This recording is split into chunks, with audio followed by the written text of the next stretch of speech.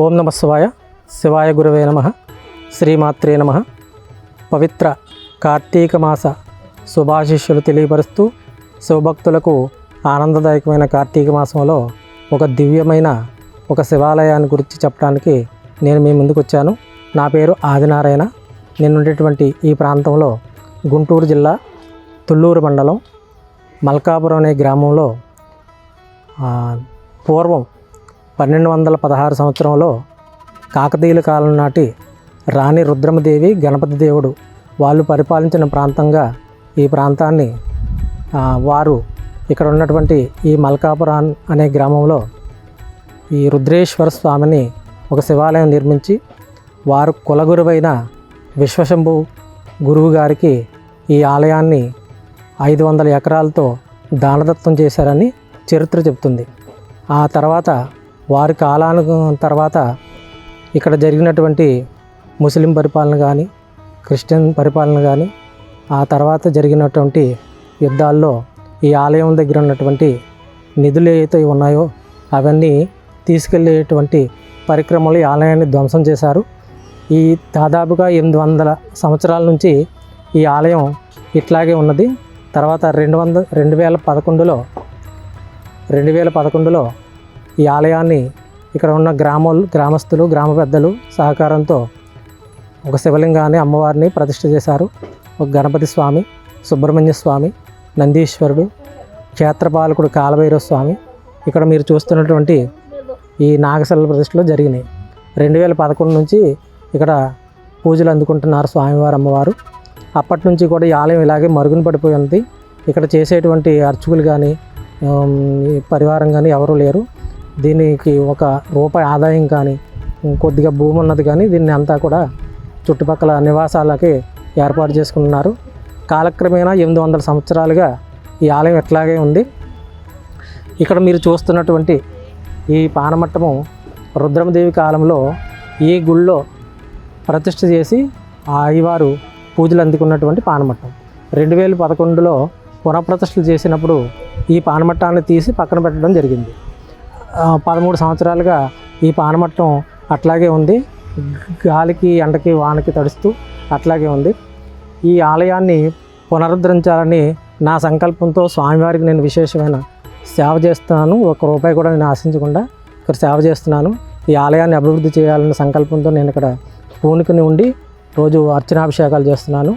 దీనికి అనుగుణంగా ఆ శివయ్య మహత్యం వల్ల ఒక డాక్టర్ భవానీ అనే అమ్మ నాకు పరిచయమై ఈ ఆలయానికి పూర్వవైభవం తీసుకొస్తాం గురుగారు, మనం అందరం సహకరిద్దాం, గ్రామ పెద్దలతో గ్రామస్తుల్ని గ్రామ పెద్దల్ని ప్రెసిడెంట్ గారిని అలాగే సెక్రటరీ గారిని మన గ్రామంలో ఉండే సచివాలయంలో ఉన్న ఆఫీసర్లందరినీ కలిసి ఆమె మనసులో ఉన్నటువంటి ఆ విషయాన్ని తెలియపరిచి గ్రామ పెద్దల సహకారంతో ఈ ఆలయాన్ని పునరుద్ధరించాలని అమ్మవారికి చెప్పడం జరిగింది. అందరూ చాలామంది దీనికి అనుమతినివ్వడానికి సిద్ధపడ్డారు. కాకపోతే ఇక్కడ కొన్ని సమస్యల వల్ల ఇక్కడ ఉన్నటువంటి ఇల్లు పోతాయని వాళ్ళు ఇబ్బంది పడి కొంచెం ఈ ఇల్లులు పోతే మాకు ఇబ్బంది కదా అని ఈ ఆలయ నిర్మాణానికి అడ్డుకోవడం జరిగింది. అయినా సరే ఈ ఆలయం కట్టేటప్పుడు మనం ఇల్లులకి ఏమి ఇబ్బంది లేకుండా చేయాలనే దృఢ నిశ్చయంతో అమ్మవారందరినీ ఒప్పించి ఈ ఆలయాన్ని పునరుద్ధరణ చేయడానికి ముందుకొచ్చారు. ఇక్కడ చాలా విశేషమైన అనుభవాలు నాకు ఎదురైనవి ఇక్కడ కూడా జరిగినవి నేను చెప్తాను. ఈ పానమట్టాన్ని 13 సంవత్సరాల నుంచి ఈ గుడికి అటువైపున పెట్టారు. అప్పటి నుంచి దీనికి పూజలు చేసేటువంటి నాదులు లేరు, ఎవరు లేరు. ఇది ఆ భవానీ అమ్మకి ఆ సాయిబాబా గారు వారికి మహాభక్తురాలు అన్నమాట. ఆ భక్తురాలకి ఆ సాయిబాబా గారు చెప్తుంటారు, కల్లో కనబడి స్వప్నంలో దర్శనమిస్తూ పలానా విషయం ఇలా చేయని ఆవిడకి వివరిస్తుంటారు అన్నమాట. ఆవిడ బాబా గారు ఏం చెప్తారో ఆ పని నిర్వర్తిస్తూ ఉంటారన్నమాట. అటువంటి సందేశం ఇచ్చినప్పుడే ఈ యొక్క పానమట్టము ఈ ఆలయము ఆవిడకి స్వప్నంలో దర్శనం ఇచ్చి ఆవిడ ఇక్కడికి రావడం జరిగింది. ఆవిడ వచ్చిన తర్వాత పెద్దలను కలవటం అవన్నీ తర్వాత జరిగిన విషయం. తర్వాత గురువుగారు ఈ పానమట్టాన్ని దక్షిణం వైపు పెట్టండి, దక్షిణం వైపు పెట్టిన తర్వాత రోజు పూజలు అందుకుంటే ఈ పానమట్టము ఒక మారేడు చెట్టును కూడా ఏర్పాటు చేయండి, మారేడు చెట్టు నీడలో స్వామి ఉండి రోజు పూజలు అందుకుంటే చాలా అద్భుతమైన ఒక దేవతా సర్పము ఇక్కడ ఆవాసం ఏర్పాటు చేసుకుంటుంది. ఆవాసం చేసుకుని అందరికీ కనువిప్పు కలిగిస్తుందని అమ్మ నాకు చెప్పడం, నేను ఈ పానమట్టాన్ని అక్కడి నుంచి ఇక్కడ తీసుకురావడానికి ఇది చాలా వెయిట్ ఉందండి.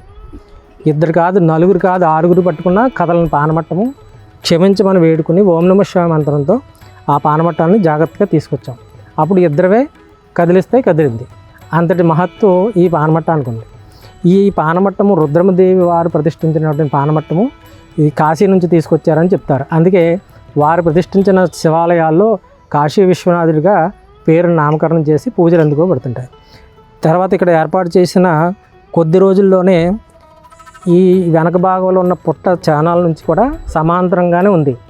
విశేషం ఏంటంటే ఒక 10 రోజుల నుంచి పుట్ట రావడం ప్రారంభమైంది. ఈ 10 రోజుల్లో అనేకమైన వర్షాలు కురిసింది. బాగా కరగటము పెరగటము, కరగటము పెరగటము, ఇట్లా నాగుల చవితికి విశేషమైన ఆ పుట్ట దర్శనం కలిగింది. ఇక్కడ చాలామంది భక్తులు ఇచ్చేసి పాలు పోసారు. పాలు పోసిన తర్వాత స్వామికి నివేదన చేసుకున్నారు. నివేదన చేసుకున్న తర్వాత మొక్కులు మొక్కుకున్నారు. ప్రతి సంవత్సరం కూడా ఇక్కడికి వచ్చేటువంటి భక్తుల కన్నా ఈ సంవత్సరం కూడా ఎక్కువ వచ్చారు. ఇట్లా స్వామివారు చాలా విశేషమైనటువంటి ఫలితాలు, అద్భుతమైన ఫలితాలను కలగజేస్తున్నారు అన్నమాట.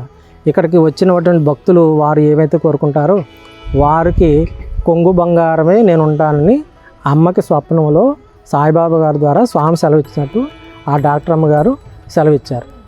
ఇది ఆలయ చరిత్ర ఏంటంటే కాకతీయుల కాలం నాటి ఈ ఆలయాన్ని గణపతి దేవుడు రుద్రమదేవి కట్టించినటువంటి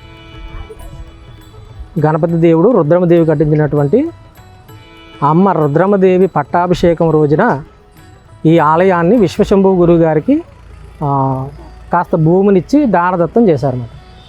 ఇది దీని చరిత్ర. ఓం నమః శివాయ, శివాయ గురువే నమః. పుట్ట కూడా తీసుకోండి స్వామి.